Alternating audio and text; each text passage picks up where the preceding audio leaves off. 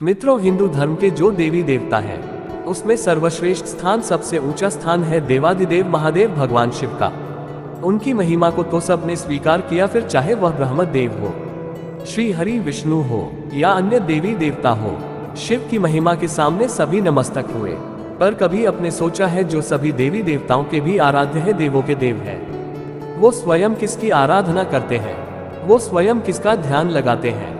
कैलाश के शिव समाधि स्थल पर बैठकर 24 घंटे ध्यान समाधि में लीन भगवान शिव के मन में किसका ध्यान रहता है?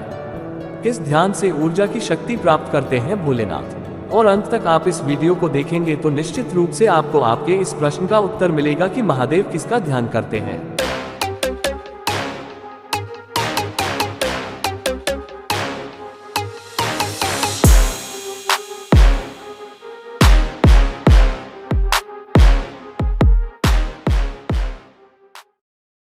यह प्रश्न केवल आपके और हमारे मन में नहीं है, माता गौरी के मन में भी यह प्रश्न है कि शिव किसका ध्यान लगाते हैं। जिसे सारा जगत पूछता है, हर हर महादेव और ओम नमः शिवाय कहकर सारा विश्व उन्हें नमस्कार करता है, प्रणाम करता है, ध्यान करता है, चिंतन करता है, वह शिव स्वयं किसका ध्यान लगाते हैं। और यह बात महादेवी पार्वती ने भोलेनाथ से पूछी तो भोलेनाथ ने कहा, देवी शीघ्र ही इसका उत्तर दूंगा।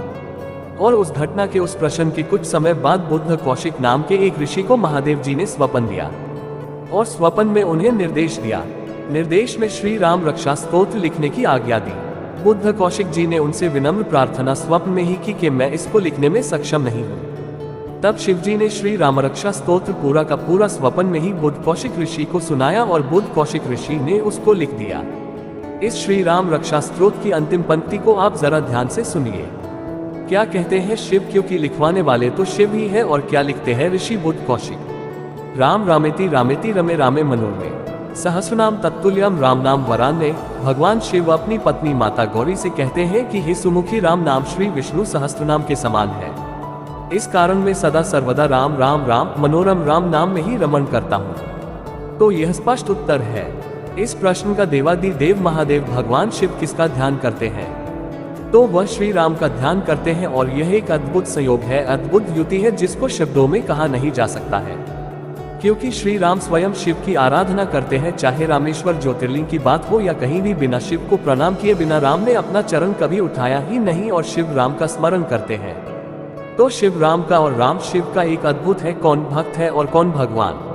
देखिए, मैं जहां आपको एक रहस्य की बात बताना चाहता हूं। जब आप भगवान शिव की भक्ति करते हैं और आपकी भक्ति सच्चाई की चरम सीमा पर पहुंच जाती है, आप उस स्तर पर भक्ति में पहुंच जाते हैं जब भक्त और भगवान का भेद ही मिट जाए, तब यह कहना मुश्किल हो जाता है कि कौन भक्त है और कौन भगवान। राम भक्त है कि शिव भगवान है?